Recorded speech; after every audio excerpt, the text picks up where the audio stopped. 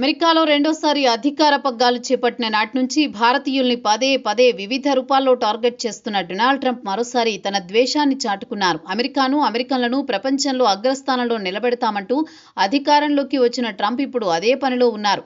ఇందులో భాగంగా అమెరికన్ యువతకు ఉద్యోగాలు రాకపోవడానికి గల కారణం అక్కడి కంపెనీలు విదేశీ నిపుణులు H-1B వీసాలు ఇప్పించి నియమించుకోవడమేనని గుర్తించి వారిని టార్గెట్ చేయడం మొదలుపెట్టారు.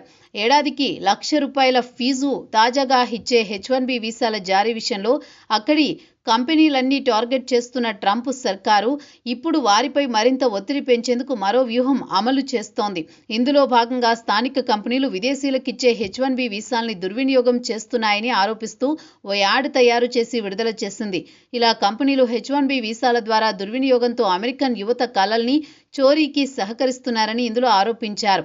ఇందులో H-1B వీసాల్ని కంపెనీలు దుర్వినియోగం చేస్తున్నాయని ఆరోపించడం ద్వారా వారిపై విదేశీ నిపుణుల్ని తీసుకోకుండా ఒత్తిడి పెంచేందుకు ట్రంప్ సర్కార్ ప్రయత్నిస్తోంది.